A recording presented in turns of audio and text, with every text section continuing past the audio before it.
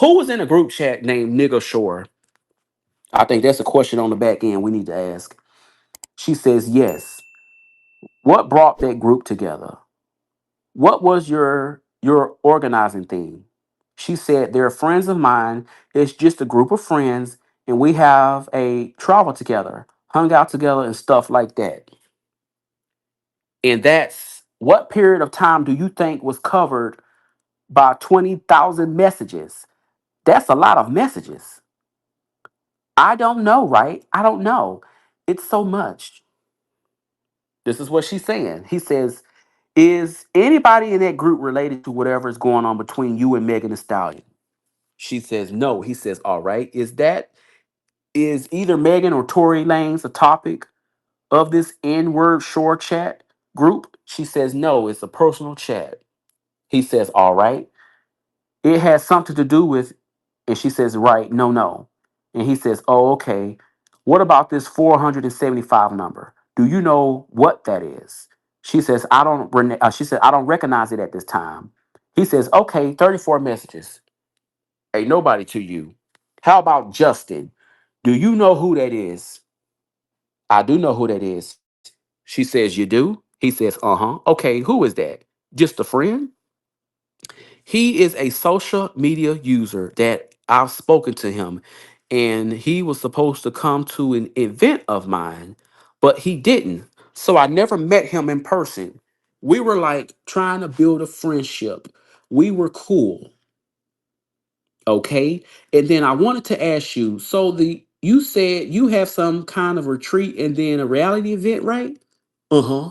Let me just get that. So what's the reality show event? So I host something called Camp Mob. Camp Mob? Yes. Okay, where is that? In Houston. Okay, and how often does that happen? Annually. And how long have you been doing that? Since 2018. Okay, and how big of a group is that? 50 or less. Anybody that Jalen, was there 50 or less people at them camp mobs that you went to? Cause she just put on her 50 or less. Okay. All right, so let me continue. It says, all right, and where do you have it? In Houston. And he says, in a campsite or a hotel. She says, I'm sorry, the people attending book their own rooms. He says, okay. She says, wherever they wish. They come to the locations based on the activities we're going to do, and that's how it goes. He says, all right. And the activities are just around town, or she says, yes. He says, public space. She says, yes. And what would you say is the organizing theme there? What causes people to want to come to that, to meet me? And he says, okay. And then she says, and then it goes on for about 3 days. So it's a time to not bond. All of the people coming are fans of the show. So they have at least that in common. So it's just a bonding type thing, a fun thing. And you said it's less than 50 people? She says, yes, it changes. It depends on the year, but yes, less than 50. How about this year? Did you already have it? She says, no, it's every November. It's the same time frame every year. All right, so November of 24, okay? She said, uh-huh. How many people showed up last year? Approximately. She said between 30 and 40, maybe. Now, who in the fuck was at Camp Mob last year? She just stated 30 to 40 people showed up last year to Camp Mob. Who in the fuck was at that goddamn camp? Uh, do y'all, it wasn't that many people, wasn't it? Hell no, in my opinion. All right, let's continue. All right. And did people come from like out of state to go to that? Yes. Then he says, are any of the names we've talked about today related to Tori and Megan thing and that 30 to 40 people who come? She says, no. He says, okay, what were the main, well, has Megan in your back and forth you've had with her over time been a topic at Camp Mob? She says, no. I am, she says, I actually am very strict in the way that it is about nothing more than us bonding. So I make it about us doing activities and entertainment news and not allowed actually. All right. So you ban that. You can't talk about. What can you talk about at Camp Bob? She says, what I call work. So anything that's supposed to be trending, any gossip, I don't want to hear it. I want to bond. I want to get to know some of my fans and see what interests them and play games. And we do team building and things and stuff like that. He says, okay.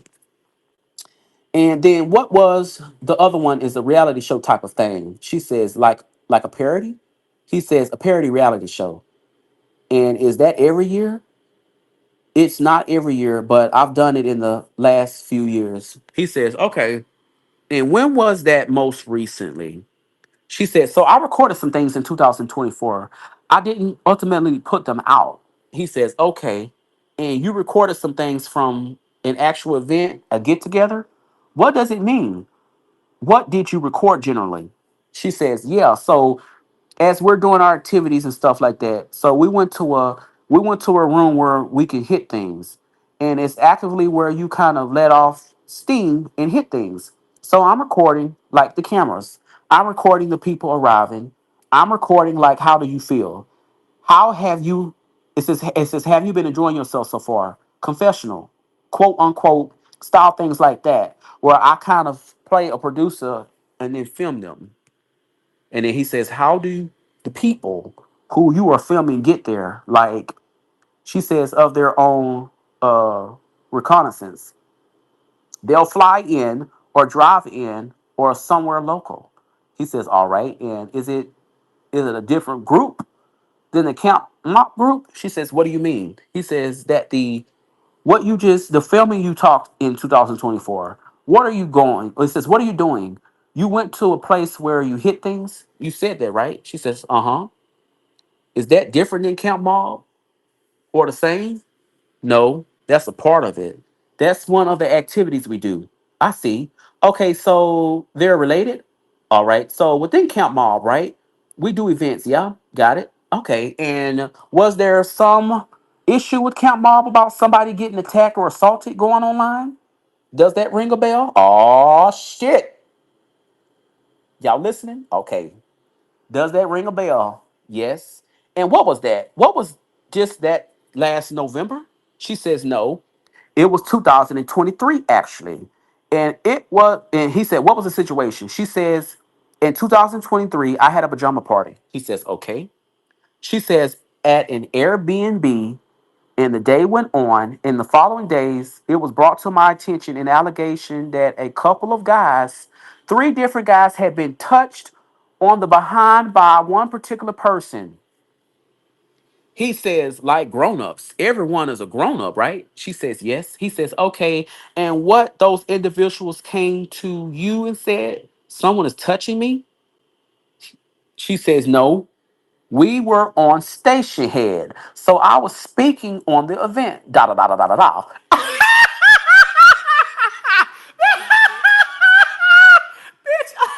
She literally, oh, she said this literally. It said on the actual transcript, da da da da da. I'm not making this shit up. It literally just said this on the court document, da da da da da. Okay. Anyway, let me continue. And then in the chat, it was brought up. And then I then brought those people up on air and asked, wait, what happened? And that's when it was revealed to me. And literally, what was the complaint? And what was the accusation? She says, they said that a man named Jordan had touched their behinds. He says, okay, three different people had the same experience. She said, okay. She said, yes. He says, and what happened after that?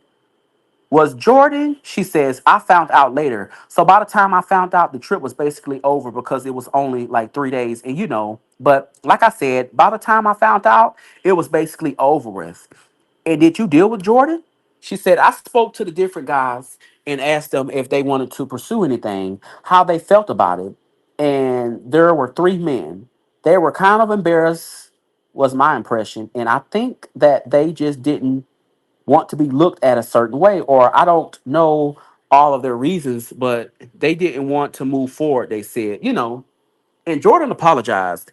He sent me an email and he apologized to me, and he felt like he had ruined my event. And he apologized to those three individuals by name and said, "I'm sorry for touching you inappropriately." He says, "Okay. And is Jordan in or out of the future?" He is out, out. Yes. Okay. All right. I'm going, and now let me pause. Who are they speaking about right now? Oh, toll free. Now, don't we have the YouTube video that she posted on YouTube about the video. We also have her audio clip about her even talking about she witnessed them going into the bedroom. She picked the lock. She went in there and she filmed them all in the bed. Do we not all have that fucking clip? I know I got the clip. I got that evidence. So what do you mean you didn't know what happened? You found out days later. Anyway, let me continue. He says, "I'm going to go back to 63 for a second and just ask you a couple of questions about this group in word sure." She says, "Uh-huh. You said at some point the friends you had in there stopped being in there. Is that what you had stopped being associated?" She said, "Is that when what you had stopped being associated?" She said, "All of us are no longer friends. So some of the people in the chat are no longer a part of the friend group." He says, "How would you describe the reason that group was together and then decided not to be together? What was the cause?" She says, "The group was about, I'm going off how many people were in it." And he says, "Actually, I should ask that. How many roughly? Not exactly more than 100." She says, "Okay, no, no. This was a small group of friends." He says, "Okay, less than 10?" She says, "Yes, less than 10, for sure. So just tell me who was in that." She says, "Me, a friend of mine named Stevie." Okay, we finna get into some names, y'all. Who is Stevie? Maybe y'all know, I don't know. But how do you spell that? She says Stevey. Stevie? Stevie pronouncing? She says Stevie. Yup, uh-huh. Kimani. Who is Kimani? And it says, "Do you know Stevie's last name?" She says, I have to look it up elsewhere. I don't know right offhand." You know, because you be taking them people's driver license and in your fucking email. Yeah, you got to look elsewhere. It's in your email. I tell you where it's at. Okay, let me continue. It says, "I have to look elsewhere. I don't know right offhand." And he says, "You don't know? Okay. What about Kimani's last name?" "Oh, I have to get that. I don't know. Do you have that somewhere you can easily look it up?" She says, "I believe I can get that. Yeah." He says, "Okay, who else in that group?" Who is Dynish? Dynish. Okay, last name there? She says, "No, I don't know it. I'm sorry." Do you? Do you actually like, is that some identification how well you know them that you don't know their last names? She says, "It's not that. It's just we all go by nicknames and we've been using them so long. I could get it for you, but offhand, I really don't know." Okay, who else is in this group? Stevie, Kimani, Dynish. Then she says, Kimball. Kimball, okay, is that a man or a woman? That is a man. And then I believe in this group that might have been about it. Give or take maybe or two people, but that's about it. Okay, so let me ask the audience. Do y'all feel like a name was left out? Y'all be the judge of that. All right, let's continue. And then that's when he says, and then if you look back and looked at this group, Inward Shore, when do you think it was first established? She said maybe 2020-ish. Maybe prior. He says, and tell me, as best as you can recall, what brought you together? Like, what was the circumstances of the creation of the N-word shore? She said, "Is shore referencing to a beach somewhere?" She says, "No, it was a place. If you look at the picture associated, it was a play on Jersey Shore. That's all. And we're all black, so I called it that." He says, okay. And I can't see the picture that well. Are you the people in the picture? You guys are real people from Jersey Shore? She said, yeah, the real people from Jersey Shore. He says, got it. Okay. It was a fun group of friends, so that was the vibe. He says, got it. Okay. And you, he says, and you, how did you know the people became part of the group? Like, so I understand the name now. But what did you guys go to the beach together? What brought you together and then took you apart? This is what she says. A cousin of mine went to school with one of the people in the group. He says, which one? She says, Kimball. He says, okay, what's your cousin's name? She says, my cousin Brittany. He says, okay, where did they go to school together? She says, in Galveston. I didn't go to school with them. It was just in Galveston. So your cousin Brittany knew Kimball, and Kimball introduced you to the others? She says, Justin introduced me to the others. He said, all right, Justin is, she says, the one on that screenshot. He says, okay, did something specific cause you to delete Justin in the N-word short group at that time? Because they're in the same group? She said, so Justin used to be a part of our friend group, and Justin and Kimball had romantic dealings, and it got really messy, and it was why everybody fell out. This is what Milagro is saying. Okay, Justin was a part of of the group. She says, uh-huh. And it says, question. And Campbell was your cousin's friend? She says, they went to school together. I wouldn't call them friends. Okay, school together. And then Justin and Campbell were romantically involved. And then that just created dissension in the group? She said, yes. And well, this was only late last year. So have you been in touch with any of these people since November of last year? She says, yes. He says, okay, so you don't communicate with within this group chat, but she says no. He says, but you're on a one-to-one basis, you are still friends with these other people besides Justin and Kimball. She says, I'm still okay with Kimball. We're like trying to rebuild. I'm no longer friends with Justin. And then everyone else that you listed, I'm still friends with them. And then, like I said, there are one or two people in that group chat that I'm not cool with anymore. Okay. And like, if I was to retrieve all those 20,000 messages, since people want to come out here and claim that I was being dishonest, didn't he just say 20,000 messages was deleted? Now, granted, they weren't all about Tory Lanez and they were not all about Sunstar. Granted.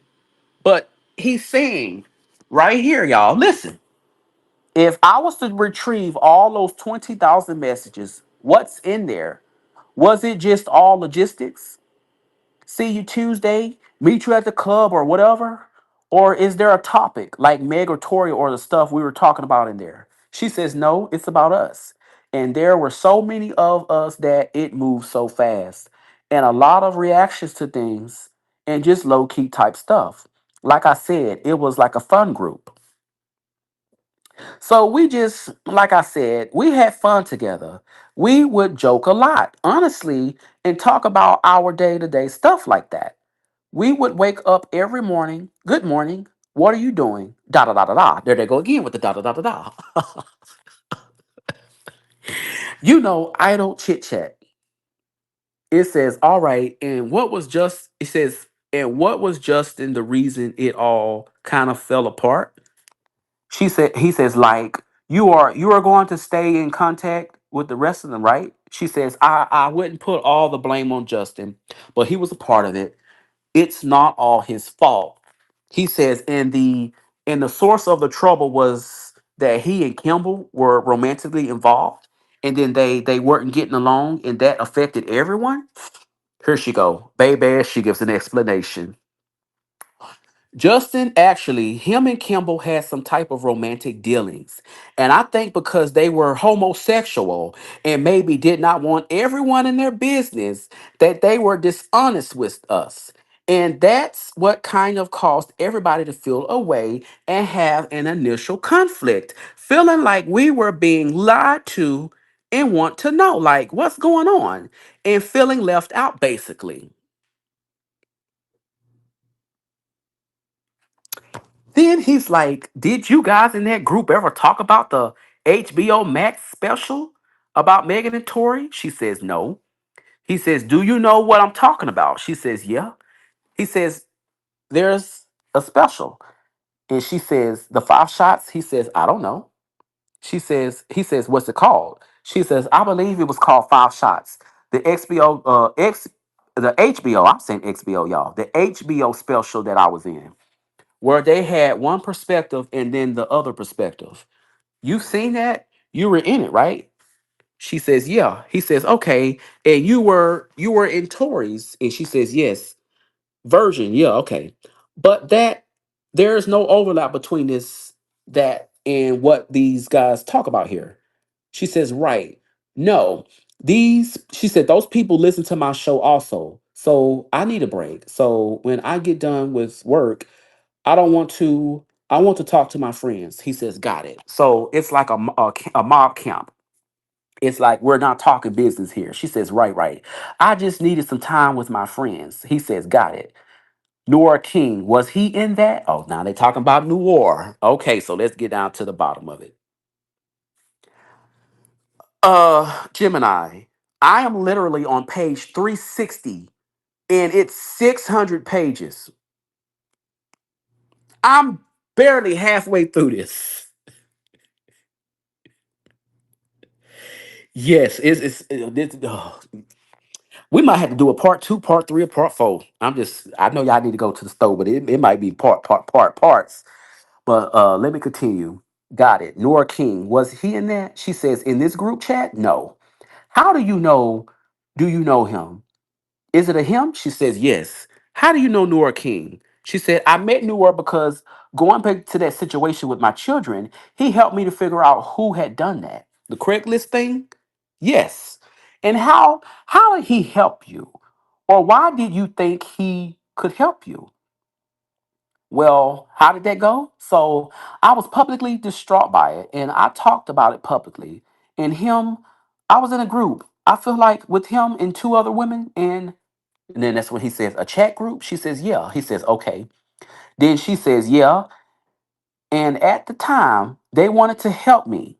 And so they tried to look into it like as much as they could or go online and try to find out who Brizzy was. Like it was a public thing that Brizzy posted to Tasha K. So we all kind of started there to try to figure out who this guy was and see. So they just helped me in that way. Then he says, and that was at the time that happened.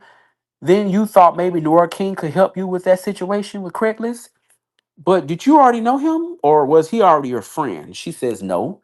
He says, and then did you become acquainted with him because of the situation? The situation with Craigslist. She says, yeah, in a personal way. She says, uh-huh. He says, okay. And how was it that you connected on that? Did he reach out and say, oh, I'm good at investigating these things? Or like what? Was he a tech guy? She says, I wouldn't. She says, I couldn't say exactly no. I just think that he was willing to see if he could find anything to help me. All right. But was there anything about him that made it seem like he would be good at that? She says, no, I didn't have any background, but I was willing to get any help I could get because it was my kids and I was desperate. Let him go try. Okay. And so you said, sure. Go see what you can find. She said, yes. He says, did he find anything? She says, I can't say for certain, but I do believe that they did help me because I didn't do it all on my own. It and she said, and I was able to file a report. So I don't recall what he contributed, but I do feel like he helped me. Okay. When you filed the police report, you did or did not have the actual name of the person. Who did it? She said, I believe I did. He said, okay, and that. Did you get that from Norah King? She says, I can't say for certain if I got it from him. Then he says, do you know how he figured it out? How they figured it out? She says the person made music, so I was able to. I feel like their name based on their music. She said I found their name based on their music, so it's something like that. Yeah, to get their actual name, I believe. So you attach the music to the handle, right? So was his name Brizzy? She says Brizzy Flow. So anybody, y'all know y'all got to take notes. So take a note here. BRZY Flow. That's the person that did that to her. Who is this person? They make music, and that is their name, Brizzy Flow. BRZY, and then Flow at the end. It's two separate words. All right, let's continue. He says, and okay, and then figured out. So then you went to the police and said, this person is doing this thing with Craigslist and my kids? She says, right. And did you ever communicate directly with Brizzy about it? She says, no, but I did publicly address it, and the Craigslist ad was removed. How quickly was the Craigslist ad removed? Very quickly after I said I had gone to the police. It says the court reporter requested clarification, said that I went to the police on air.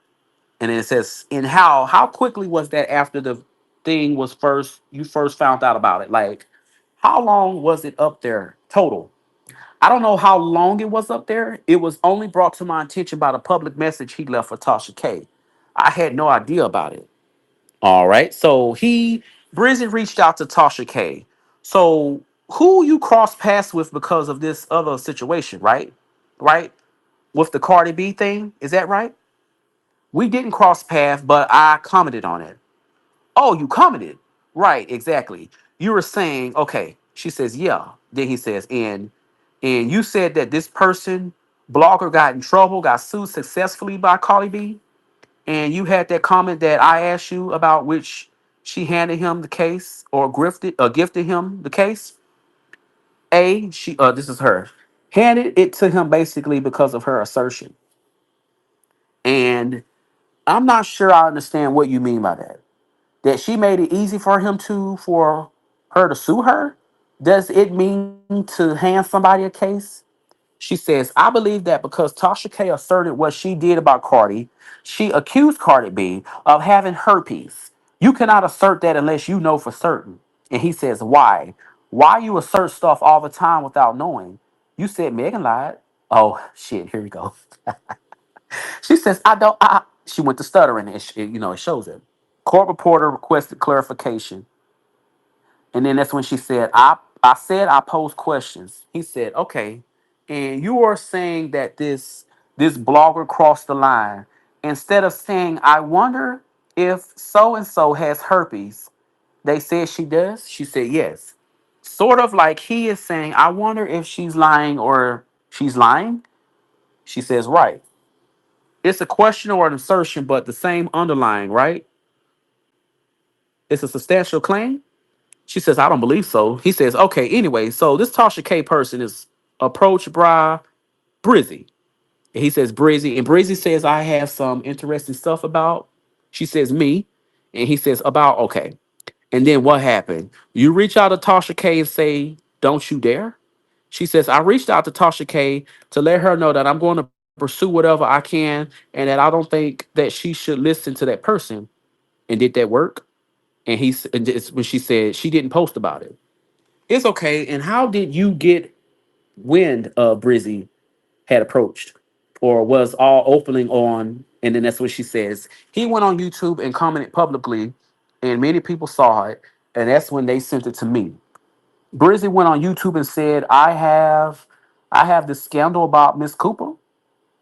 Yes. And I think you, Tasha K, should run with it. Yes. Okay. Well, just tell me what to prioritize. 64, please, for the record. I've marked as Exhibit 64 a one-page document. So they sworn it into identification.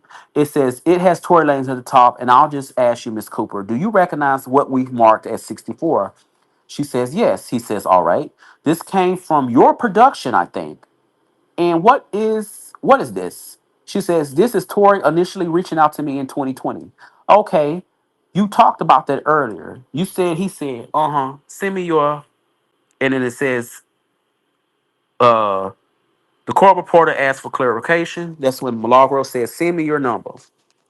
And he says, "Okay, this is this can the public see this or is this private?" She says, "This is private." He says, "Okay, and the stuff in the blue is you?" She says, "Yes." "Okay, and I think this is one of the documents that we got from FTI." She says, "Okay." He says, "But not from you. Was this deleted on your phone?" She says, "No, this was old. It's from 2020." He says, "Yeah. So this was in my messages with Noir, but I didn't have that device, have that actual screenshot. So that's why I didn't have the screenshot, but it's in those messages." Huh. Right. And that's when he said, "Did you find out?" She says, "No, because remember, when we got on the phone, he was occupied, so I still didn't know." He says, "Okay, and it is this the only direct message you have with Tory Lanez on Instagram?" She says, "No, there were some more messages associated with that account. That account got suspended. It's why I don't have access to it now." And he says, "On your end or his end?" She says, "Mine. My Milagro Gramz account. It got suspended. So I don't have access to it now. But I sent them to email. So they're in a group chat. They're in that text message thread." That's when he says, "Okay, you mean the text message thread that we looked at with the cut and paste onto the PDF?" She says, "No, no, it should literally be in my messages with Norah King, like in our text. But the device that would have the actual picture, I don't have that. That's so old, but it should be in our messages though." That's when he says, "Okay, anything else with this?" "Okay, 65, please." And that's when they sworn that into identification. Exhibit 65 is in front.